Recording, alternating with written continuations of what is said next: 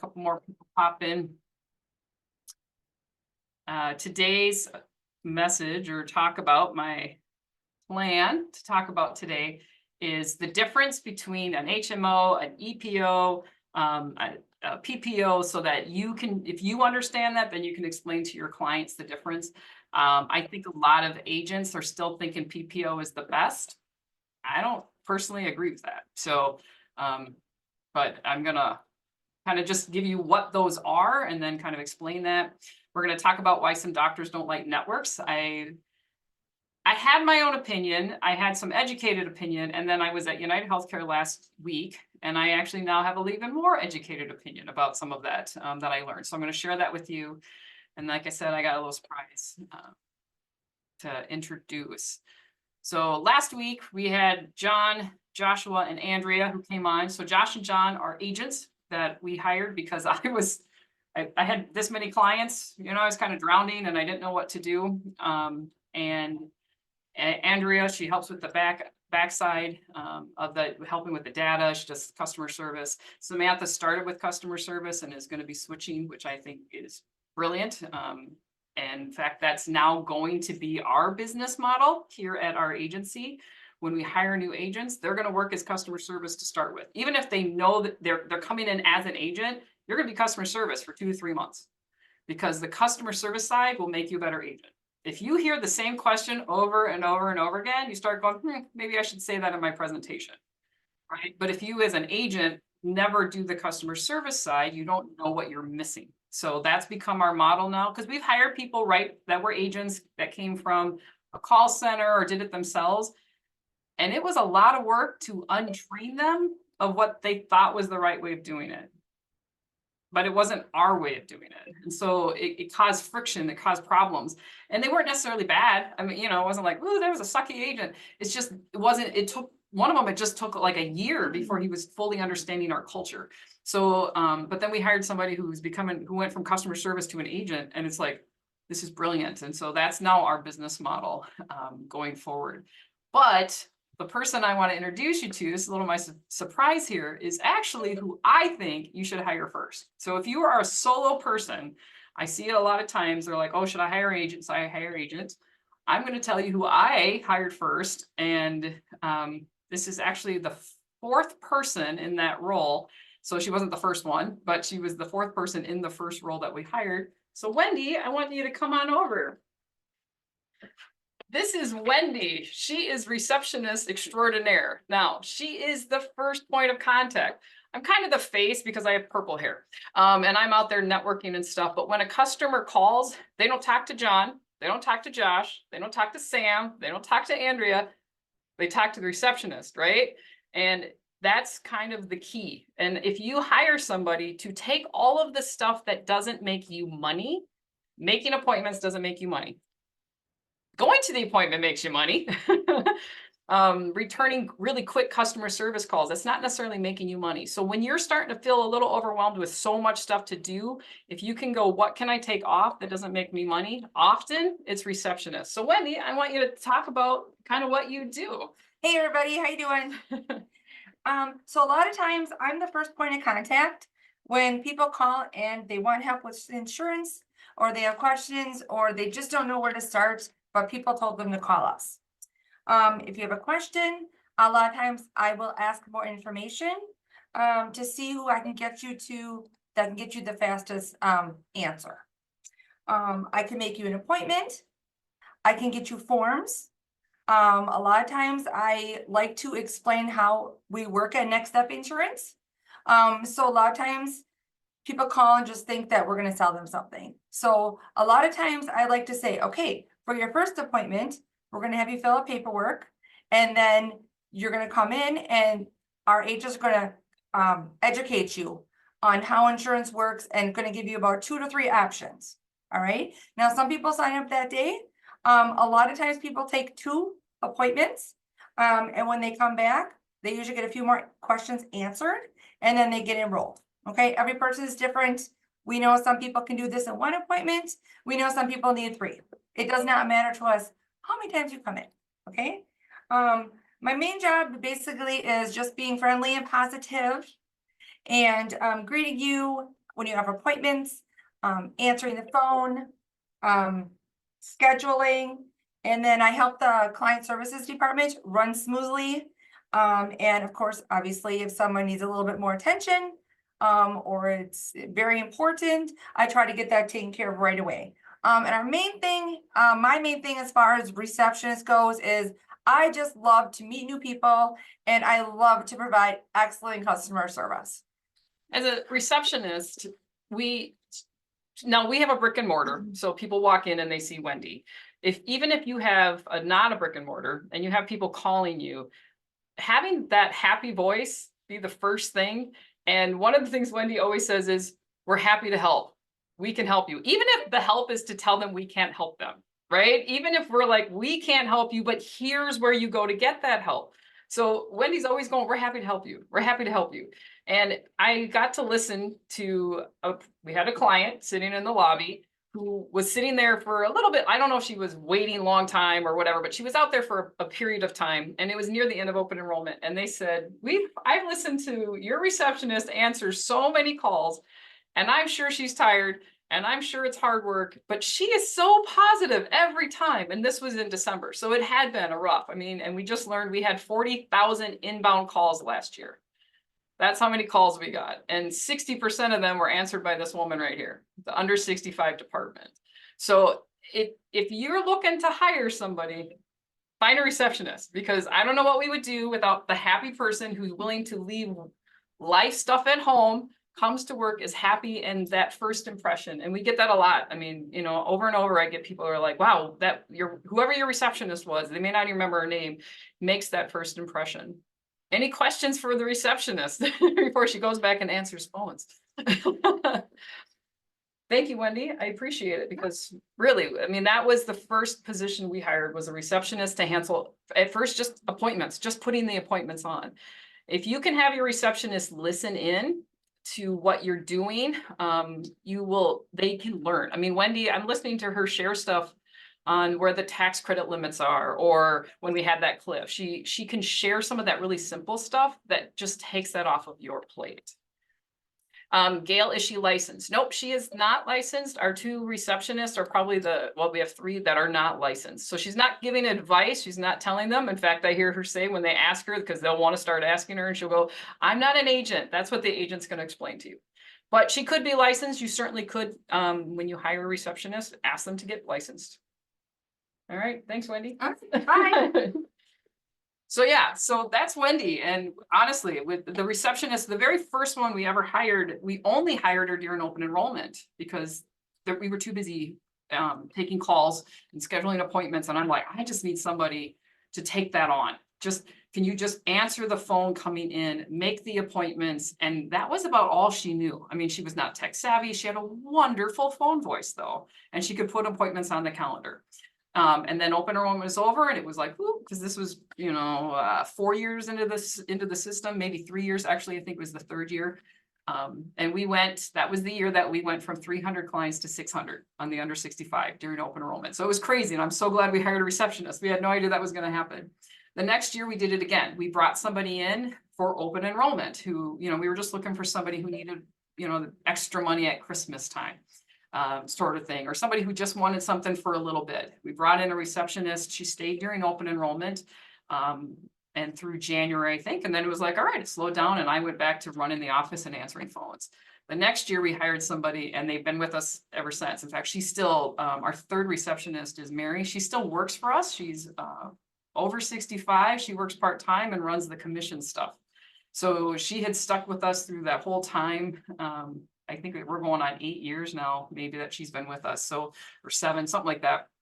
And the receptionist position, there's virtual receptionists that you can get. So again, if you're not a brick and mortar like us, and you don't necessarily want somebody in your office, you can hire somebody where the phones go to them. You can train them what you want. So that's my first recommendation. If you're hiring, before you hire an agent, hire that person, because then you can make more money, because you can get more appointments. You have less on your plate. That doesn't give you any money.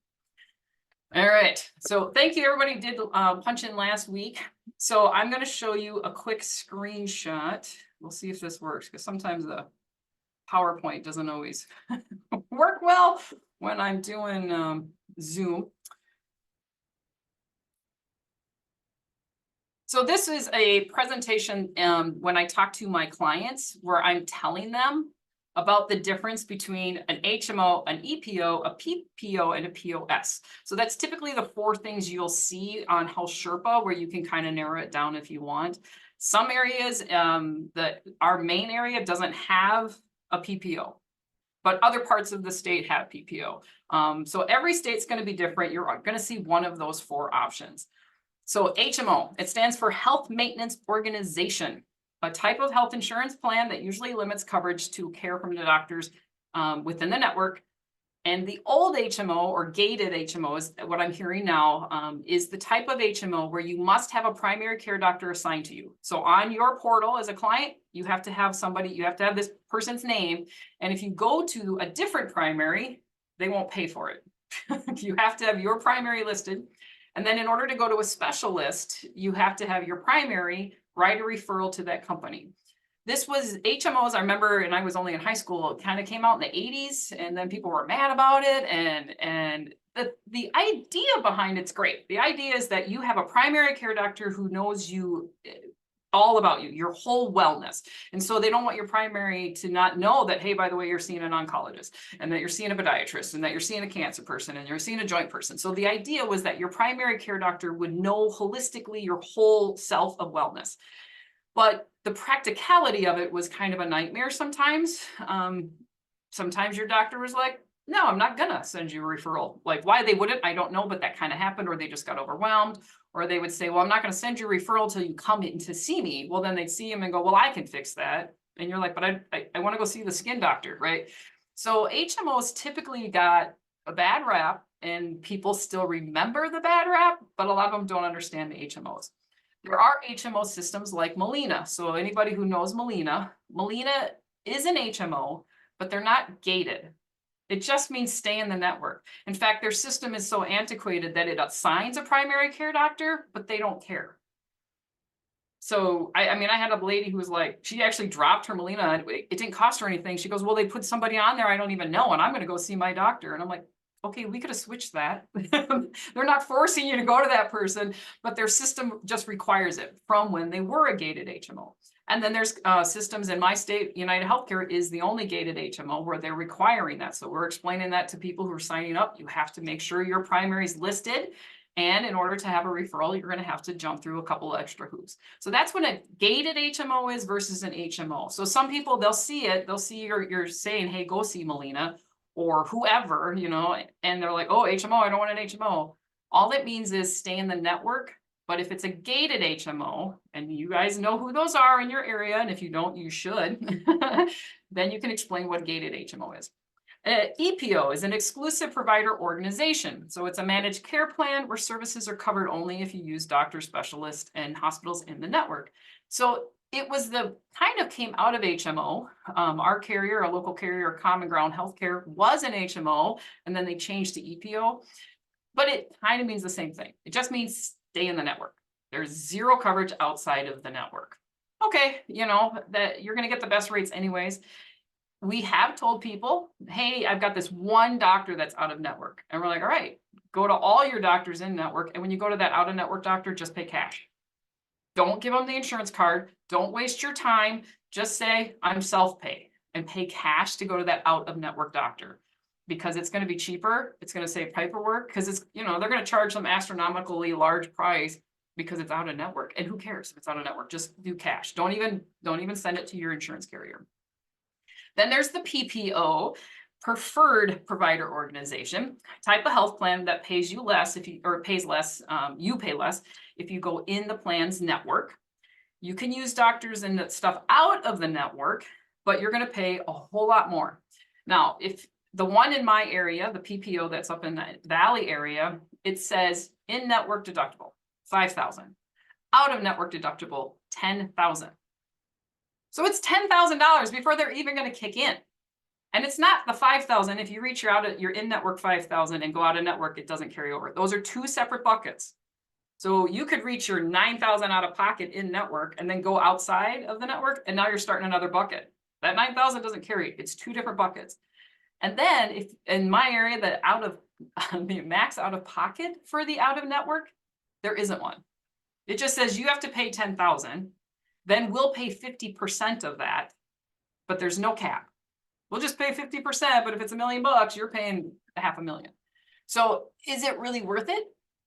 If you need to go out of the network, you're probably going to get better rates cash. It's not like if I go out of the network, at least I reach a cap. Now, group insurance is a totally different ballgame. Group PPOs are different. And so people will come from their their group plan that had a PPO. And so they're like, I want a PPO, I want a PPO. When they say that, ask them, how often did you go out of the network? Most of them don't, because even in the group plan, you're still paying more. So they think that a PPO is so awesome, but then they stay in the network anyways. So they just help them understand it. And there are some that are like, but I want to go wherever I want to go. Okay. I mean, I'm not going to talk somebody out of a PPO. If you talk somebody out of what they want, they're going to be mad at you. They're going to go somewhere else and they're going to find somebody who's going to give them what they want. But educate them on what that means so that then they go, oh, okay, I don't really want a PPO. My network is all one doctor. As long as you're educating, not trying to talk them out of it. And then POSs have become new relatively recently. You've been seeing more of those. It stands for point of service, type of plan that you pay less if you use doctors, hospitals, and other providers that belong to the plan's network. POS plans require you to get a referral from your primary care doctor in order to see a specialist. Doesn't that sound like an HMO? So really, all of these, you're going to pay the least amount. You're going to have your best rates if you stay in the network. So that's the difference between HMO, EPO, PPO, and the point of sales or point of service. You want to stay in the network, even if you're in a PPO. Because I know there's some areas where PPO just is the thing, but they're still going to want to stay in the network, because often you're going to pay less when you go out of the network if you just say cash. There's no discount. That hospital doctor can charge whatever they want when you use an insurance when you're not in the network. That kind of makes sense. I will probably have this screenshot so you can just have it. So it's there. You can look at it again to go, okay, wait, what was an EPO? Because I always forget what they stand for. I'm like, EPO. Yeah, it doesn't matter. So this way I'm like, okay, it's an exclusive provider organization. So that's what an EPO, HMO, POS, and EPO stand for. All right. Any questions?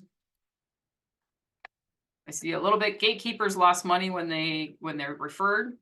My understanding was that HMOs reduced the doctor's per capita fee, so referrals reduce compensation. That's a contracting thing, which goes into our second part of it, is why are some doctors anti-ACA versus not? Aaron, you would say the biggest why with a PPO is because you don't need a referral to see a specialist or go to other PCPs. You don't with an EPO either. And many of the HMOs you don't. We have two carriers, is it 2 or 3, that say they're HMO and there's no referrals. Molina is one of them. And I know Molina's in multiple states. There is no referral. I know it says HMO, but they don't need that. We've got one course, same thing. So find out, because I think that's the misnomer. Now, some HMOs you do, absolutely. And I get it. People don't want to have to deal with referrals a lot of times, especially if they've never had to. The thought of jumping through hoops is like, so make sure you know your carrier, because if they don't need to jump, they don't necessarily need to go into that PPO. Joe says, are PPO plans available in all the areas of the country in the marketplace? Nope. Every insurance carrier, remember, every county is going to be different. Some of my counties have a PPO option and some do not. It's because I have some carriers that are in one county and they offer PPOs, and it carries another. So when you punch in on Health Sherpa, the zip code, and you got all those plans that you can choose from on the left-hand column where you can narrow things down, if you scroll down to the bottom, it will have the networks. So you could isolate HMO, EPO, PPO, POS. If there's no PPO in your area, it won't show up as an option. All right. Yep, Joseph, I'm going to send out that screenshot with this thing, but you're finding out that POS plans in your area work like an HMO. Yep. So again, if it says POS, you need to find out, are they requiring referrals? Some people are not going to care. A lot of times, I mean, I would say 50% of the population doesn't care. They want the cheapest plan, right? It's the healthy ones. They're like, whatever, I don't hardly go to the doctor. But if you don't explain to them how it works when they do need to use the doctor, that's when they're frustrated. And then the other half are like, I'm not jumping through any hoops. Or they're sick, right? I'm keeping my doctors. I don't care what that rate is. I'm going to keep that, keep my doctors. So just explain to that. How can we find out if Molina and other states require referrals? Talk to your broker. Talk to your broker support person. There's somebody with those carriers who's trying to work with groups, with brokers. Molina, though, doesn't in any of them. So state agencies are going to be kind of different, all of that stuff. Jill, what is the point? At what point is a condition considered not an emergency? When you are stable enough to return to the network? If someone has a heart attack out of network, when are they expected to get in the network? It will depend on your where it's happening. So if they go to the local hospital and it's out of network because that's where the ambulance took them, it's going to be covered until they're stable to get over to the new one that's in the network. But that's going to be kind of an individual thing. If they're in a different state and it's an emergency, they're staying there until the emergency's over. They're not going to go, hey, you need to fly back to Wisconsin from South Dakota for the emergency. When they can walk out, then that emergency is considered done and that completely out of the area. But that's, again, reach out to your broker support people. All right, so I'm just going to move on to the next section. Why? And why is some doctors so anti-marketplace plan and they choose not to be in the networks? First, that's because doctors have no idea what they're talking about. They don't know what the marketplace is. They think it's Medicaid. I hear that a lot. Oh, they think it's Medicaid. I'm like, it's not Medicaid. It's got nothing to do with Medicaid. It's not. It's just insurance. The marketplace is just where you go to buy insurance. It's really about contracts with the carriers. So at United Healthcare, when I was there last week, that was one of the things we talked about because they were new coming back to Wisconsin. And I said, I don't understand why you have such a narrow network. And they're like, well, the bigger the network, the more expensive the cost is going to be. So they're trying to make a separate contract for marketplace plans from the group plans or direct plans to keep their costs down. Well, some of the doctors are like, you're cutting too much. You're making the rate so little that we don't want to. Doctors, networks, hospital systems. Or they're like, you know what, we're full. I don't want to add more. In Florida, I think that's one of the issues. In Florida, you have a huge population to doctor ratio problem. It's a huge problem. And I knew about this before the marketplace. I remember them talking about this. There's a huge, how many people are out there versus how many doctors can take them problem. So when, so the marketplace comes along and United Healthcare shows up or Ambetter or, Joe Blow's insurance company shows up, they're like, I don't need any more. We're happy with where we are. So that's one of the issues. They just don't need it. And so they're not going to make the contract. And then you have the carriers who are trying to make a slim down contract because they're trying to make their rate the affordable rate so that everybody will jump in, or a good chunk of them will jump in. So again, I'm going to use Wisconsin because that's just what I know. United Healthcare came here for the first time since they left. So they left 2014, 15, I think was their last year. They got their the shorts handed to them. They lost so much money, but that's because they didn't understand how this worked, and they can't share profits. So the marketplace, insurance companies are only allowed to have a certain amount of profit. Now, they're not telling them they should go broke. There should be profit. They have to keep the lights on, but there's a cap because the government said, we're paying all this much on premiums. We don't want you to make money off of us. If you are paying attention to the Medicare Advantage plan situation, that's what's happening. There are carriers that are making billions of dollars off the government. So they're like, all right, we're not necessarily fixing the Medicare Advantage plan, but we're going to make this, the marketplace. So there's a cap of how much profit they can make. Anything above that profit mark, that cap, there's 3 things they have to do with that profit. One is share with their competitors. They have to share with everybody else in that county, that area, who maybe didn't make as much of a profit. How many know United Healthcare doesn't want to share their profit? How many Anthems, the nonprofits don't really want to share their profit like that. Wait, what? So that's the first thing they can do with it. The second thing they can do with that overage profit is they put it back into the plans themselves.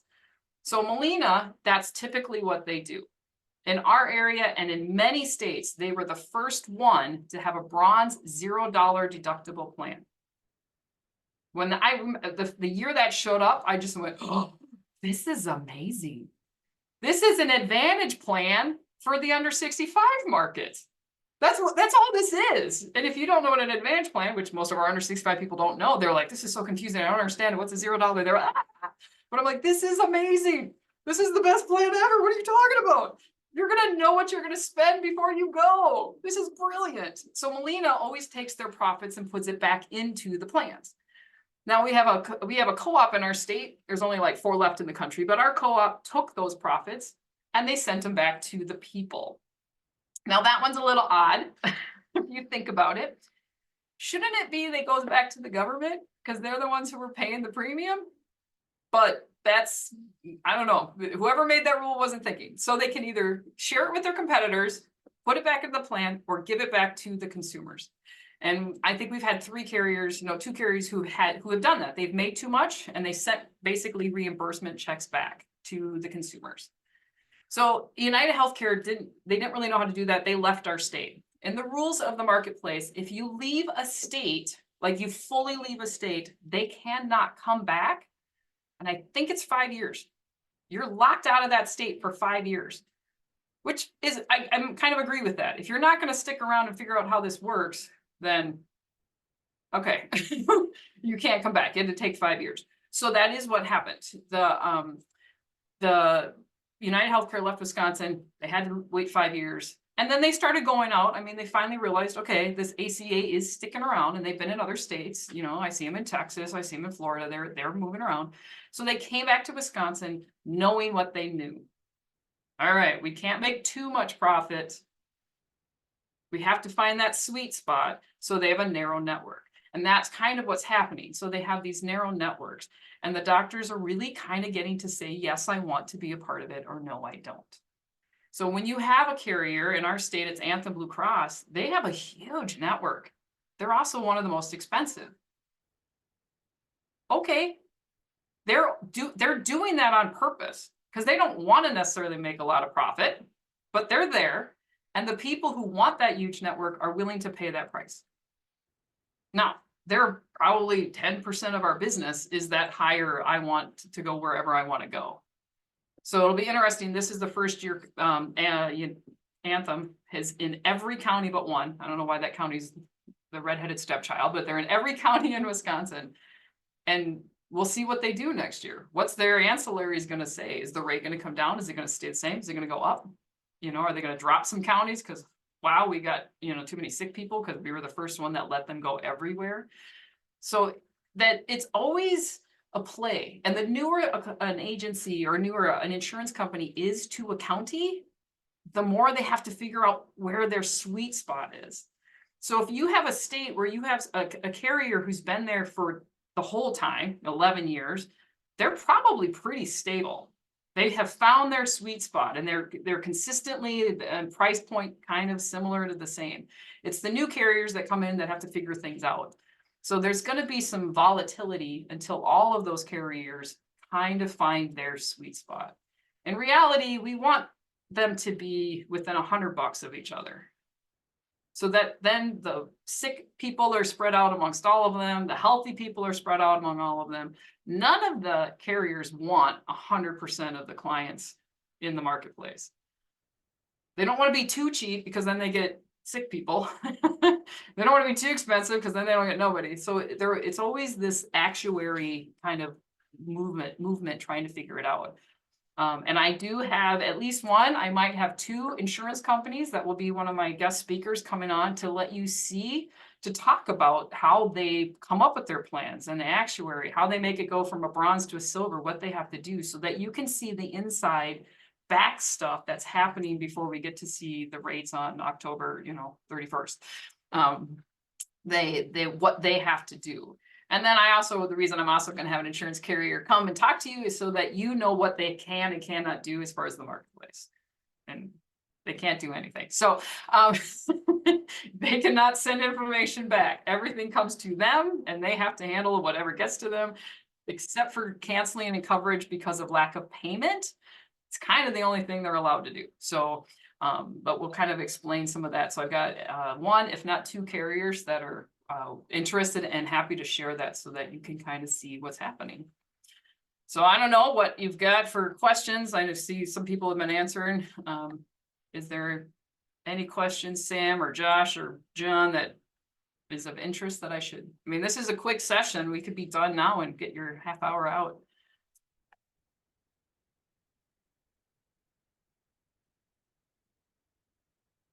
What did I mention about self-pay? Okay, so self-pay, I was talking about when you go to a doctor, you tell them I'm self-pay.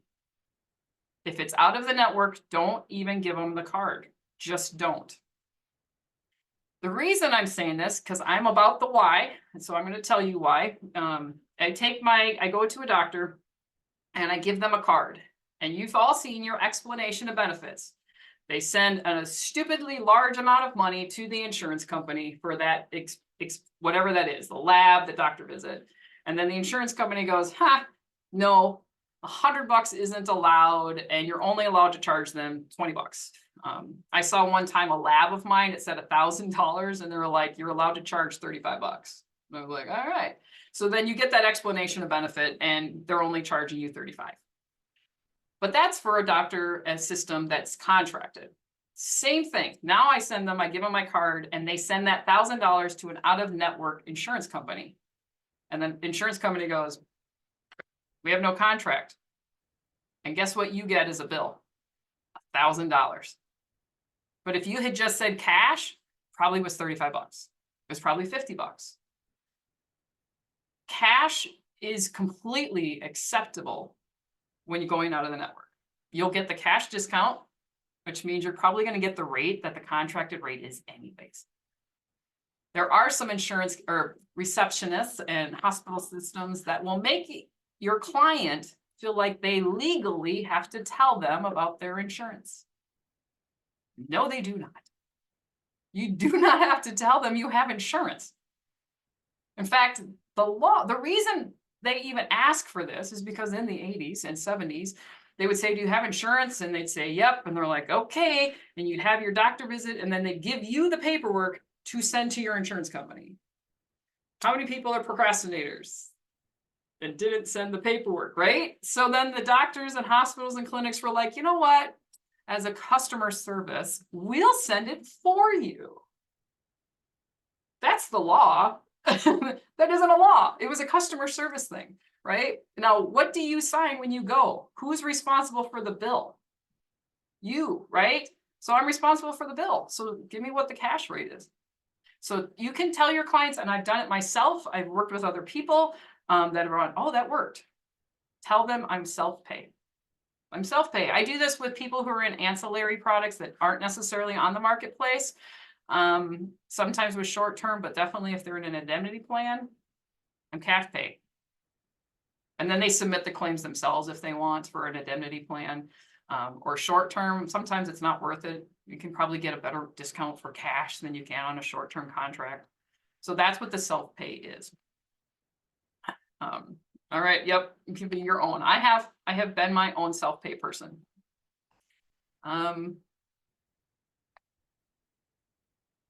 Looking at some of this stuff. So if an agent in Texas is advertising they have access to a PPO plan, are they referring to off exchange plans or something else? It can be one of both. It can be off exchange. There's also a different market out there that talks about PPO plans. I think I saw somebody mention their name, but yes, there are some. They're not, I don't fully understand them, so I'm not going to say bad about them, but I do know an indemnity plan will say it's a PPO plan. An indemnity is not health insurance. Just because you can go where you want doesn't mean it's a good thing. So if somebody says to you, hey, I got this quote for this, whatever. I ask for the paperwork. Let me see the brochure. I know Josh is notorious for looking them up online, right? Do it. You know, somebody tells you I got ACA Academy's, you know, insurance plan. Look up ACA Academy's insurance plan and see what it says. You know, see, does it say they have free preventative? See if it says there's caps on hospital stays. So then you, again, you're the educated person. You're the one who's educating your clients. So it could be off exchange, or it is that kind of ancillary. It's a different product. And again, I don't know much about it, so I'm not going to say yay or nay about it. I have somebody who sells it, and she's a wonderful person. And she's actually going to talk to my team, I think, next week, because I want to know more about it. Because I do think every plan, every type of thing out there has a niche. There are some times an indemnity plan is just what needs to be. I'm not going to make that decision always, but sometimes there's that spot, so then I can offer it to somebody. So take a look at that. There are short-term plans that are PPOs. So we sell them all the time. In fact, if you're interested in what short-term plans are, previously last year in 2023, I did a class on just the right way to do short-term plans. So if you're in a state that allows you to do them for up to a year, check it out. It is on my on the YouTube channel. I moved everything from my insurance company's YouTube channel to the ACA Academy channel. So everything from 2023 is there. You can, it'll show you the date they were recorded in the topic. So if there's anything that maybe you're wondering about, I may have already talked about it last year. All right. You're new, Michelle, you're new to ACA and you want to go out and start enrolling people. I was informed that this would be difficult because OEP ended. I was also informed that people within the 100 to 150 percentile can still be enrolled. Can I shed some light on that? Yes. So there is a continual SEP, special enrollment period, for anybody who makes under 150% of the federal poverty level. So if you are going to more lower income areas and they don't have insurance at all, you can enroll them. They didn't have to have it. They have an SEP. But there's also people looking to retire. We had, John, you said you had how many appointments this week and how many actually enrolled? And don't forget to unmute yourself. Yeah. Yep. This week, let me take a quick peek. You had a very full calendar. Yeah.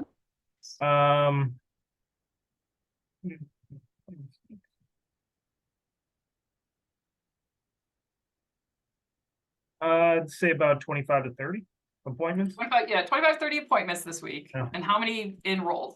Enrolled so far, I'd say about somewhere between 2/3 and 3/4. Yeah. And then the rest were future, right? Yeah. Yeah. I mean, that's just, hey, we're not going to be enrolling this month. I'm planning to retire in June. You know. Yep. So Josh, Josh had less appointments because we're slowing down his role. How many appointments did you have and how many enrolled? Mine a little bit less as far as enrollments, but I probably have, well, I'm just clicking on this one. I'm probably right there at about 20-ish, probably actually enrolled probably 6 or 7, but already have another 4 or 5 of those, already have appointments set up in June and July. You know, so that's a lot of our prep work. A lot of people looking to retire. Somebody's turning 26. We get that one a lot. If you can get your name out for people looking to retire, they are the best referral source ever. Because if they want to retire, they know other people that want to retire. And then they come talk to you and then they're telling you about their kid and they're telling you about their brother because they're so excited because you get to tell them they're retiring. I mean, honestly, that's my favorite person who's like, oh, can I retire? I know last week, one of the questions is how did we grow this business? And it was 100% from networking. I can't emphasize networking enough. We did not pay for leads. I mean, occasionally we were like, should we put an ad in the paper? I think we put an ad on a bus for a little bit, but it was about networking. And join your local chamber. If you're just go. I mean, they'll have networking groups. They have what we call deep dive. So that's their networking group. They have Vibe at Fives. Everybody, you go out to the new, shop that's showing off their stuff like 5 o'clock. They have ribbon cuttings. If you're never around and nobody in your local area even knows you exist, how are people going to refer to you? So Joshua mentioned one of the people who started this company was my mother, Dorcas, and she was just out there. She was doing presentations about Medicare. And, the Kohler guy heard a presentation when I think she's ethical, and we started getting these onesie twosie referrals from him.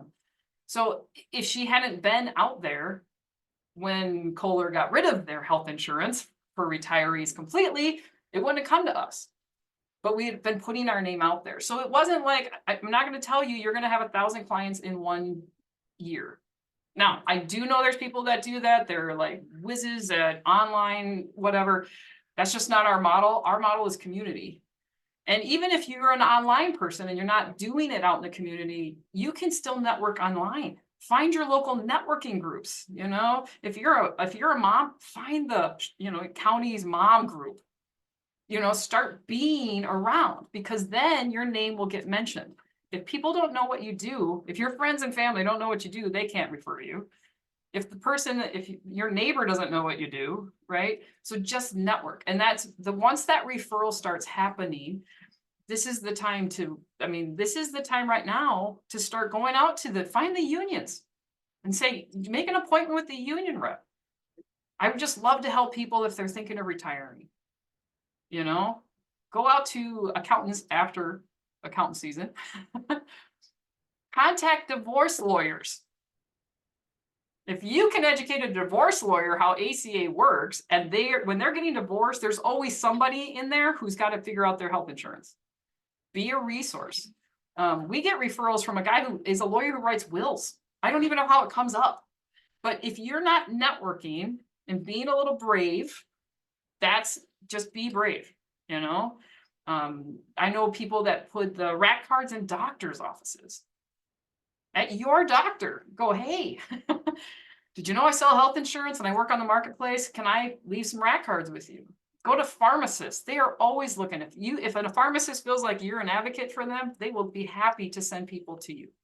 And I'm an advocate for pharmacists. When somebody's got questions about their pharmaceutical stuff, I'm like, talk to your pharmacist, not the doctor. Doctors are trying their hardest, but they're reading a pamphlet that they got from the pharmaceutical company. The pharmacist knows how some of that works, or this is so expensive, I cannot afford this medication. Because I know you've all heard that, or you've seen it, like, oh my goodness, this is $1,000 a month medication. Ask your pharmacist, is there another one that's similar, that's less price? So this is the time to network. And then it just became a snowball. Like I said, there was the retirees know other people who want to retire. You make them happy, and it's a referral. Joshua got somebody yesterday who then was like, hey, here's my kids, here's my sister. Like all of a sudden you're like, wait, what? I'm doing the whole family. So it's not instant. You're not going to have 1,000 people in 1 year. But I now, now we're getting that where we're consistently, we don't have our full numbers yet. But we had 300 new people plus our current people. It's just every year it's going to grow. This is the time to talk about people who want to retire next year. Never turn away somebody who's like, you know what, in 3 years I'd like to retire. And you're like, why are you even talking to me? Just those planners will come back to you. Yeah, you're not making any money right now, but you know what? They will send people to you because they hear somebody else who's thinking of retiring in 2 years. And some of those 2-year people are suddenly like, well, I can do this right now. And some of them are like, oh, now I understand how the marketplace works, that it's, I always go, assume 10% of your income's going to your health insurance, and they'll come back. So, all right. Chris, I priced and sold a Pivot plan and it was fantastic. Yep. Pivot is a short term. Love them. They are in our area, like they're the cheapest. They totally are above United Healthcare and Allstate short term. But in our state, you can only have the same insurance carrier for 1 year at a time. But Pivot's a great, short terms are great. So during this open enrollment period, the under 150 may not be your niche. Maybe it's somebody who makes 100,000, but they're healthy and they're like, I don't have insurance. Sell them a short-term policy. Those short terms are great. They're just for in case, and at least there's a cap. There's a ceiling that if they end up in the hospital, even if it's 10,000, they know that once I reach 10,000, the insurance is paying the rest. And if you end up in the hospital for one night, I can tell you 10,000 is a really easy number to reach. Some of you know my story. I was in an indemnity plan and I went to the hospital the year of COVID because I always signed up for an ACA to get my annual and all that stuff for January. And I'm like, I can't even go see the doctor. So I did not have major medical insurance. I had an indemnity plan, and January 3rd, I spent 3 days in the hospital. I had a gallstone trying to visit my pancreas. They're not supposed to do that. So it ended up causing me with all kinds of pain in my pancreas and all this stuff, and I had pancreatitis, and I had to be there for 3 days while they got some enzymes down, and then they went in to surgically remove that little gallstone, and it was $50,000 for those 3 days. You know what my cash rate was? 25. You know how much the indemnity paid? Not that much. So I'm on a payment plan, and I'm like, I'm an insurance agent, I should know better. Short-term policies can help. If I had had a short-term, 10,000 would have been the max, or 5,000 depending on what I'd done, or 7,900. So use your stories and stories of people. My brother has his leg amputated. I'm not going to talk about my amputated leg, but I can say family member's leg. So you can share other people's stories as well. Christina, Yes. wouldn't you always pair a short term with a plan enhancer from Allstate that's going to cover that deductible in a crisis like that? I do. Pivot's got one that is an automatic accident, and I don't know if any of us quote it without the accident automatically on there. Absolutely. Any short term, I want to put an accident at the minimum, an accident rider, because they're usually the healthy people and it's probably an accident. Always stack them because it's going to protect them. Right. From So paying that 10,000. 10,000, right. So that 10,000 will cover it. We also always pair them when it's when affordability is not an issue with Right. an ACA plan that has the high deductible. I love We use stacking. them a lot. I talked about them in my stacking class that I taught last year, and I will talk about that again. Yeah, I like Walmart or Allstate and United Healthcare. They do have where it's a combo, right? You can do accident, then you can just add critical illness, and you can add sickness Hospitalization. Yep. Yep. So there are, I love stacking. I love protecting my people, because even somebody who's like, well, I got money, it's like, okay, but do you want to spend 10,000 or would you like to spend $50 a month? If We you had don't, somebody great. with a lung infection. He was hospitalized for a week. He's on a 10,000, 10,100 plan with Allstate. Got his whole 10,000, walked away with nothing. Yep. It was It beautiful. works. Yep. Jill, you're asking me how do we handle the Ozempic question, and if I'm missing other questions, let me know. But I'm telling them that most insurance companies are not going to cover it for weight loss. There's a few, and you can find out. You can call your carrier reps and ask.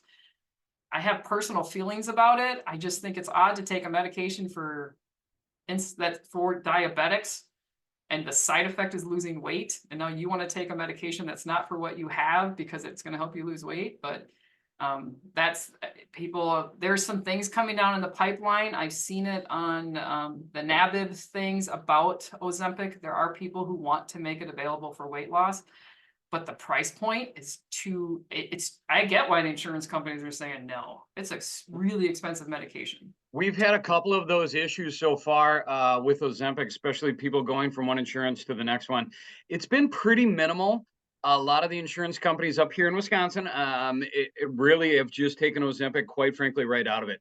So if I see that on our intake forms, I immediately go, if this is for weight loss, I just want you to be prepared. Your insurance company is not going to pay for it. If they do, great. But no, it's just not even in their formularies. And really, out of all of our clients and everything else and everybody who's on Ozempic, I think I know of two where they're like, yeah, my insurance is not covering it. We had to do this last year and what have you. And I'm like, okay, I understand Ozempic's $1,200, what have you. Give me a day, but you need to have that doctor referral. And as soon as the doctor referral went through for diabetes, covered it and everything was fine. But I don't promise them anything if it's for weight loss. I basically tell them it's not going to be covered. If it is, good for you. And go get the coupon. You Oh, yeah. know, they can go to Ozepic and get the coupon, even if their insurance isn't covering it. Emma, you're asking what can be sold for the Walmart program now? So Walmart is shutting it down for the agents because they let in all those tax people. But as soon as the tax people are gone, agents can go back in. I take March and April tax season to go out of your comfort zone and start networking. Find the unions, find the doctor's office, find the accountant office. I mean, walk into the, H&R Block, saying, hey, if you've got anybody who's got questions about the marketplace or their insurance, I'm happy to help with that. Just offer yourself as a resource. So take March and April is the time to start doing that. Michelle, you asked, where can you see those stacking classes? It's my 2023 ACA classes. So if you go to the YouTube channel, which I send it out in the email, I don't have it memorized, but I'll give it to you in a second. That I put all of the things from last year, from 2023 on that. And I did also, there was 2 stacking classes. One was protecting people who have pre-existing. So you can actually stack people with pre-existing conditions pretty nicely. It does cost a little bit more. Allstate's got a lot of just guaranteed. In fact, their stuff is just guaranteed issue, the accident stuff. United Healthcare has an accident policy with a guaranteed critical illness that you can just add right on there. So there are stacking for the sick people. And then I have a class on stacking, just how I stack it. It's got a picture of cake on it because I used to say, we're going to build you a layered cake. You want 1 layer, you want 12 layers. And I'm just going to layer it for you and let people pick that. Because I think stacking is the #1 way that you can protect your clients. So I'll give you my quick link. This is for everybody. Make sure my chat thing is doing correct. But it's the ACA-Academy is also, if you look that up in YouTube, you'll find it. The ACA Academy. There is ACA Academy out there, but none of them, they had nothing to do with the Affordable Care Act. It was a whole bunch of other things. So that's my YouTube channel. That's where all of these go that I host each week. And then I've got a playlist that is 2023 ACA trainings. All of them are on there, but 2, which will be added today. So you don't have to go between my other YouTube channel for my agency, which was really more customers focused. And ACA training for agents is this year. So is there any other? I have questions for our diabetes and it's so expensive. Yeah, it is expensive. If they really need to talk to their doctor, and there is coupons. There really is some coupons. So Michelle, I would like to add value to clients and make their lives better, even if I don't serve them. Are there freebies I can suggest to take advantage of? Programs for free prescriptions, but not sure what's free out there. That's one of the things, my receptionist who, was here at the beginning of the meeting, that's one of the things she excels at. She took that on, is somebody will call us and they're not clients, they've just heard we'll help. And they will say, I need some prescription. I know there's one for rheumatoid arthritis that people love because it works really well. And she'll go online and search it. You can find the coupons. Most of them have coupons. The pharmaceutical company coupons, not GoodRx coupons, not the cheap places. It's right from the insurance company. So that's one of the free services we offer. One of my guest speaker, I think she'll be in April, is one of the ones that I was talking about that you can help people find to help with high claims. It doesn't necessarily help with prescriptions, but it can help them when they've got a big giant bill to get down. Teresa, what's the Walmart plan? It's not a Walmart plan. It's people who are agents who are able to go into Walmart and sell ACA insurance. If you're interested, you can send me an email back through, again, the email. It's through North American Life Plans. That's the only North American Insurance Services. They've changed their name a few times. North American Insurance Services is the only way to get into that plan. But it's great. It's a way to meet people. Some Walmarts were better than others, and some people, if you just sit there shyly, they didn't do so well. And we had some agents who were out there being that local person, and they rocked it. So local chamber is probably one of the easiest ones. I do group plans. I know a couple people have asked. I don't feel like I'm an expert, but it is something I absolutely love doing. It's what I sell a lot of right now. There will probably be some group stuff coming down the pike. I'm working with one of my uplines on developing some of that. I have a person who sells group all the time. He's amazing at it, but I would like to have as a guest for those who want to kind of dabble into it. I know ICRA and QSERA are huge right now. Everybody's asking about that. So that's some of the stuff that's coming. Next week, we are going to talk about how to handle when parents are on Medicare, tax dependents. We're going to talk about also kind of that whole, when there's a weird situation with dependents, if it's a stepchild, if it's, I'm losing, or court ordered to cover a child, but they're not a tax dependent. So we're going to kind of deal with some of that next week. And then March, just at the very beginning, I'm going to go over the consent and attestation forms, best practices. Now that we've done a whole open enrollment, that has become, we kind of know what we're doing. So we're going to have some of our best practices, some ideas on that to make sure that you're really doing it right. What can be sold right now with Allstate, the under 65 and their ancillary products. They have a lot of really good ancillary products. All right, we're pretty much at the top of the hour. Thank you much. Thank you very much, everybody, for joining. I appreciate it again. Coach Chris, I will see you next week. If you have topics or you know a specialist, feel free to send them my way, because I love having some people who are specializing in areas that I am not familiar with. And it's great to grow. And I know we're only meeting 1 day a week, but I think this is one of the fastest growing communities. So thank you very much for joining in.